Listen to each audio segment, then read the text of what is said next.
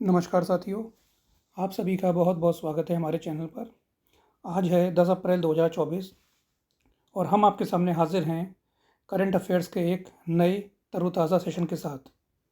आज हम डिस्कस करेंगे 15 मोस्ट इम्पॉर्टेंट क्वेश्चंस। आपको बताते चलें कि करंट अफेयर्स के साथ साथ हम उत्तर प्रदेश की मोस्ट इम्पॉर्टेंट जीके भी सेशंस के थ्रू डिस्कस करते हैं, जहां पर हम पर डे शाम को 7 बजे आपके लिए एक सेशन लेकर आते हैं। तो अगर आप हमारे चैनल पर नए हैं और आपने अभी तक हमारे चैनल को सब्सक्राइब नहीं किया है, तो आप चैनल को सब्सक्राइब कर लें, साथ में बेल आइकन भी दबा दें, जिससे कि आपको हमारे जो भी नए वीडियोस अपलोड हों उसका नोटिफिकेशन टाइम पर मिल जाए। तो देर ना करते हुए हम शुरू करते हैं आज का सेशन 10 अप्रैल 2024 के करंट अफेयर्स। फर्स्ट क्वेश्चन आपके सामने है, रिसेंटली योगा महोत्सव has been organised at which place? हाल ही में योग महोत्सव का आयोजन किस स्थान पर किया गया? ऑप्शंस आपके सामने हैं, इंदौर मध्य प्रदेश, पुणे महाराष्ट्र, अयोध्या उत्तर प्रदेश या जैसलमेर राजस्थान। तो इस प्रश्न का सही उत्तर है option B, Pune Maharashtra. The Yog Mahotsav at Wadia college sports ground Pune mark the 75 day countdown to the international day of yoga. यानी कि पुणे के वाडिया कॉलेज के स्पोर्ट्स ग्राउंड में योग महोत्सव ने अंतर्राष्ट्रीय योग दिवस की 75 दिवसीय उल्टी गिनती को चिन्हित किया। मतलब 75 दिन बाकी हैं इंटरनेशनल योगा डे के, तो उसके रेस्पेक्ट में ये हमने योग महोत्सव नाम का इवेंट चालू किया है, शुरू किया है, जहाँ से 75 दिन का उल्टा काउंटडाउन चालू होगा। 75, 74, 73, 72 इस तरीके से। इस कार्यक्रम ने व्यक्तिगत और सामाजिक कल्याण को बढ़ावा देने में योग के बढ़ते महत्व को प्रदर्शित किया है और इसके अभ्यास और लाभों के प्रति उत्साह को उजागर किया है। यानी कि ये जो योग महोत्सव ऑर्गेनाइज किया जा रहा है, ये बेसिकली क्या शोकेस कर रहा है? Increasing significance of yoga in promoting individual and societal wellbeing, highlighting enthusiasm for its practice and benefits. अगला question, which country has recently declared a federal emergency in Orenburg region due to Ural river flooding ores? हाल ही में किस देश ने ores में Ural नदी की बाढ़ के कारण ओरेनबर्ग क्षेत्र में संघीय आपातकाल घोषित किया है? Which country has recently declared a federal emergency in Orenburg region due to the Ural river flooding Orsk? Ukraine, Kazakhstan, Russia या तजिकिस्तान? सही ऑप्शन होगा option C, Russia. Russia declared a federal emergency in southern Orenburg due to the Ural river flooding Orsk leading to the evacuation of 1000। मतलब Ural नदी ने ores में बाढ़ आने के कारण रूस ने दक्षिणी ओरेनबर्ग में संघीय आपातकाल घोषित कर दिया, जिससे हजारों लोगों को निकाला गया है। अब बात करते हैं एक्स्ट्रा फैक्ट्स की। तो जो यूराल रिवर है उसकी जो लंबाई है वो 2428 किलोमीटर है, जो कि रशिया और कजाकिस्तान से होकर गुजरती है और ये यूरोप और एशिया के बीच एक महाद्वीपीय सीमा के रूप में कार्य करती है। तो इस प्रश्न का सही उत्तर था रशिया, यानी कि ऑप्शन सी। अगला question, Sukhna wildlife sanctuary recently seen in news is located in which state oblique union territory? हाल ही में खबरों में रहा सुखना वन्यजीव अभ्यारण्य किस राज्य या केंद्र शासित प्रदेश में स्थित है? ऑप्शंस आपके सामने हैं, चंडीगढ़, लक्षद्वीप, उड़ीसा, उत्तराखंड। इस प्रश्न का सही उत्तर होगा ऑप्शन ए, चंडीगढ़। तो केंद्र ने क्या किया है कि चंडीगढ़ के सुखना वन्यजीव अभ्यारण्य के आसपास पारिस्थितिक रूप से संवेदनशील क्षेत्र यानी कि SESZ को रेखांकित करते हुए एक मसौदा अधिसूचना जारी की है। यानी कि centre has issued a draft notification delineating and ecologically sensitive zone around Sukhna wildlife sanctuary. यानी कि इसके इर्द गिर्द क्या किया गया है, एक इकोलॉजिकली सेंसिटिव जोन ESZ को रेखांकित किया गया है। अब ESZ क्या होते हैं? ESZ बेसिकली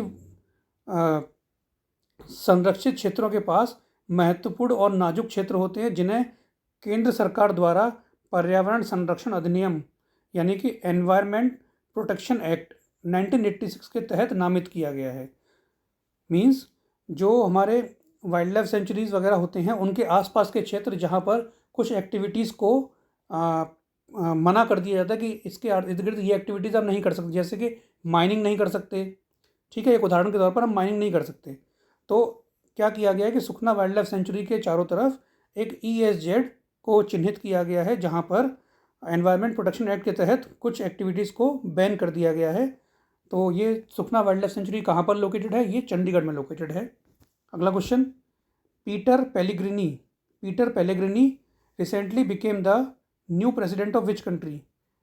पीटर पेलेग्रिनी हाल ही में किस देश के नए राष्ट्रपति बने हैं? ऑप्शंस आपके सामने हैं, नॉर्वे, स्लोवाकिया, डेनमार्क या रोमानिया। करेक्ट ऑप्शन होगा ऑप्शन बी, स्लोवाकिया। तो Peter Pellegrini wins the presidential election defeating liberal Ivan Korcok. Peter Pellegrini ने उदारवादी इवान कोरकोक को हराकर राष्ट्रपति चुनाव जीता। उनको 53.85 वोट मिले और ही becomes the 6th president since independence in 1993, succeeding Zuzana Caputova. मतलब 1993 में आज़ादी के बाद से वो छठे राष्ट्रपति बने हैं और इनसे पहले जो राष्ट्रपति थे वो थे जुजाना कापुतोवा। अगला question, recently where was the first ever trilateral service planning conference called Parivartan Chintan held? हाल ही में परिवर्तन चिंतन नामक पहला त्रिपक्षीय सेवा योजना सम्मेलन कहाँ आयोजित किया गया था? दिल्ली, हैदराबाद, चेन्नई या बेंगलुरु? सही ऑप्शन है ऑप्शन ए, दिल्ली। तो केंद्रीय रक्षा मंत्रालय द्वारा नई दिल्ली में उद्घाटन परिवर्तन चिंतन त्रिसेवा सशस्त्र बल योजना सम्मेलन आयोजित किया गया। The inaugural Parivartan Chintan tri service armed forces planning conference convened in New Delhi organised by union ministry of defence. और इस जो ये परिवर्तन चिंतन ऑर्गेनाइज किया गया, इसमें जो अध्यक्ष थे वो chief of defence staff general Anil Chauhan थे। इसका उद्देश्य है नवीन सुधारों और पहलों के माध्यम से भविष्य के संघर्षों के लिए संयुक्तता, एकीकरण और तत्परता को बढ़ावा देना। यानी कि it sought to foster jointness, integration and readiness for future conflicts through innovative reforms and initiatives. तो इस प्रश्न का सही उत्तर था ऑप्शन ए, दिल्ली। बात किसकी हो रही है? बात हो रही है कि परिवर्तन चिंतन नामक एक त्रिसेवा सशस्त्र बल योजना सम्मेलन कहाँ आयोजित किया गया? दिल्ली में आयोजित किया गया। अगला question, who is the author of the book the idea of democracy?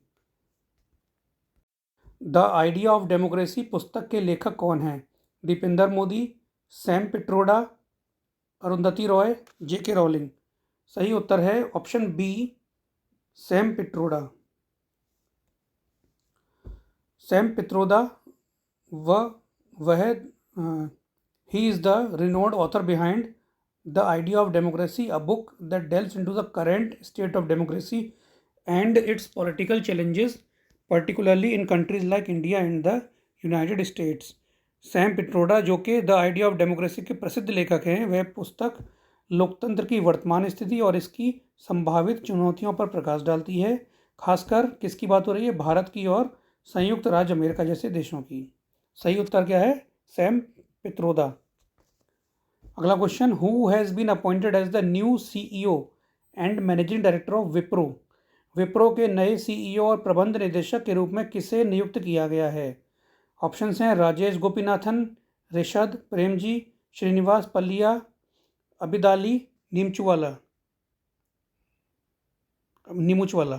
Options आपके सामने चारों देख लीजिए, राजेश गोपीनाथन, ऋषद प्रेमजी, श्रीनिवास पल्लिया, अबिदाली नीमुचवाला। सही ऑप्शन है option C, Srinivas Palliya.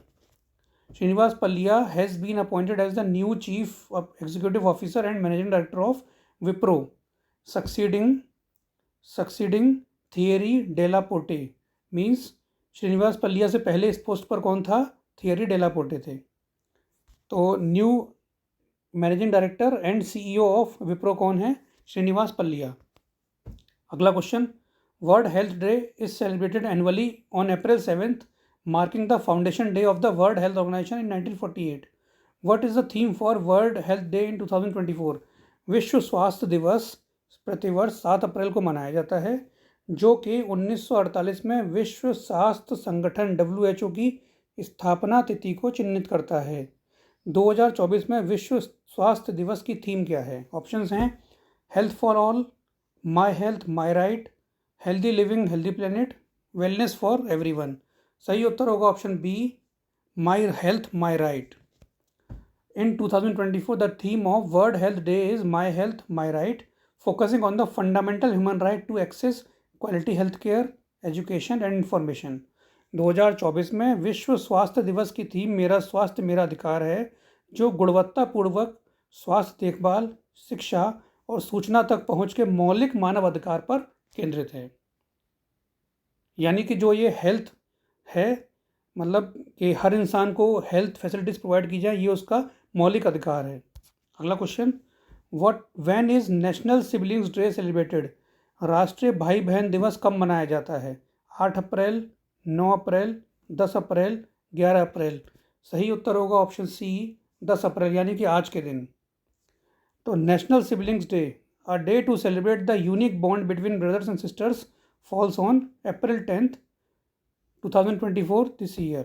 This day provides a fun and a meaningful opportunity to appreciate the special connection we share with our siblings regardless of their quirks or occasional annoyances. यानी कि यह दिन हमारे भाई बहनों के साथ साझा किए गए विशेष संबंध की सराहना करने का एक मज़ेदार और सार्थक अवसर प्रदान करता है, भले ही उनकी विचित्रताओं और कभी कभार होने वाली परेशानियों के बावजूद। मतलब भाई बहन हैं, आपस में नोकझोंक करते रहते हैं, लेकिन उसके साथ साथ हम क्या करते हैं कि उनका जो यूनिक बॉन्ड है उसको सेलिब्रेट करते हैं नेशनल सिबलिंग्स डे को, जो कि 10 अप्रैल को मनाया जाता है हर साल।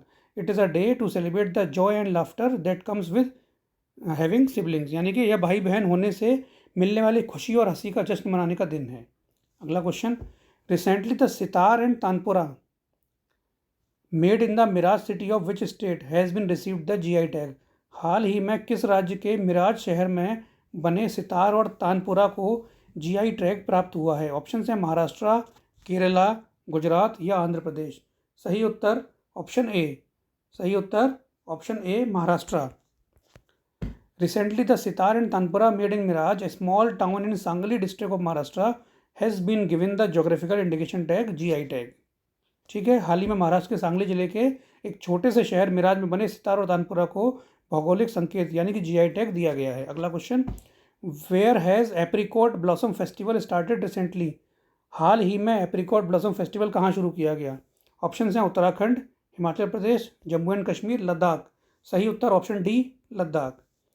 Apricot blossom festival is a vibrant festival celebration in Ladakh region, during which Ladakh tourism invites people to join the festivities holding immense cultural significance। यानी कि खुबानी फूल उत्सव, एप्रिकॉट ब्लॉसम फेस्टिवल खुबानी फूल उत्सव लद्दाख क्षेत्र में एक जीवंत उत्सव है, जिसके दौरान लद्दाख पर्यटन लोगों को अत्यधिक सांस्कृतिक महत्व वाले उत्सव में शामिल होने के लिए आमंत्रित करता है। और उत्सव का उद्देश्य भोजन, संगीत, खरीदारी, खेल और नृत्य के माध्यम से खुबानी के फलों की स्थानीय परंपरा को बाहरी लोगों के साथ साझा करना है। Means the festival aims to share the local tradition of apricot blossoms with outsiders through food, music, shopping, games and dances. तो जो एप्रिकॉट ब्लॉसम फेस्टिवल है, ये कहाँ पे ऑर्गेनाइज किया जा रहा है? ये लद्दाख में ऑर्गेनाइज किया जा रहा है। अगला question, where has the Indian coast guard recently inaugurated the aquatic centre? भारतीय तटरक्षक बल ने हाल ही में कहाँ जलीय केंद्र का उद्घाटन किया? ऑप्शन हैं केरला, तमिलनाडु, महाराष्ट्र, गुजरात। सही ऑप्शन है option B, Tamil Nadu. Indian coast guard director general Rakesh Pal inaugurated the Indian coast guard aquatic centre at ICGS Mandapam near Rameswaram, Tamil Nadu. भारतीय तटरक्षक महानिदेशक राकेश पाल ने तमिलनाडु के रामेश्वरम के पास ICGS मंडपम में भारतीय तटरक्षक जलीय केंद्र का उद्घाटन किया। अगला question, recently which countries John Tinniswood has been declared the world's oldest living person? हाल ही में किस देश के जॉन टिनिसवुड को विश्व का सबसे बुजुर्ग व्यक्ति घोषित किया गया है? विश्व का सबसे बुजुर्ग जीवित व्यक्ति घोषित किया गया है। ऑप्शन हैं इंग्लैंड, जापान, USA या फिलीपींस। सही उत्तर option A, England. 111-year-old John Alfred Denniswood becomes world's newest oldest man. He is from England. अगला question, who has become the India's first female jury member at Paris Olympics? Paris Olympics में भारत की पहली महिला jury सदस्य कौन बनी है? Options हैं कर्नम मल्लेश्वरी, पीटी उषा, बिल्किस मीर, अभिनव बिंद्रा। सही option C, Bilkis Mir. Bilkis Mir from Jammu and Kashmir is set to create history as the first woman from India to serve as a jury member at this year's Summer Olympics in Paris, scheduled from July 26th to August 11। Jammu Kashmir की बिल्किस मीर इस साल 26 जुलाई से 11 अगस्त तक Paris में होने वाले ग्रीष्मकालीन Olympic में जूरी सदस्य के रूप में सेवा करने वाली भारत की पहली महिला के रूप में इतिहास रचने के लिए तैयार हैं। वह पेरिस ओलंपिक में जूरी सदस्य के रूप में नियुक्त होने वाली भारत की पहली व्यक्ति हैं। बिल्किस, जिन्होंने पिछले साल चीन के हांगजू में एशियाई खेलों में जूरी सदस्य के रूप में भी काम किया था। यानी कि बिल्किस मीर जो हैं, इनको पेरिस ओलंपिक्स में as a jury member elect किया गया है और इससे पहले जो एशियन गेम्स हुए थे हांगजू चाइना में, उसमें भी वो जूरी मेंबर की तरह काम कर चुकी हैं। अगला question, recently Gangu Ramsay passed away, who was he? हाल ही में गंगू रामसे का निधन हुआ है, वह कौन थे? ऑप्शन हैं साइंटिस्ट, राइटर, म्यूजिशियन, सिनेमेटोग्राफर। सही ऑप्शन है option D, cinematographer. Gangu Ramsay the second eldest son of F U. Ramsay passed away in Mumbai. He was 83-year-old. Gangu Ramse was a renowned cinematographer and filmmaker who was part of the iconic Ramse Brothers banner। यानी कि Gangu Ramsay एक प्रसिद्ध छायाकार और film निर्माता थे जो प्रतिष्ठित Ramsay brothers banner का हिस्सा थे। उन्होंने अपने प्रोडक्शन हाउस के तहत 50 से अधिक प्रतिष्ठित फिल्मों में योगदान दिया है। तो यहाँ पर हमारा 10 अप्रैल 2024 का करंट अफेयर्स का सेशन समाप्त होता है। उम्मीद है आप सभी को सेशन पसंद आया होगा। पसंद अगर आया है तो आप इसे शेयर करें, लाइक करें और साथ में अगर सब्सक्राइब नहीं किया हुआ है तो सब्सक्राइब करने के बाद बेल आइकन दबा दें। ठीक है, थैंक यू वेरी मच।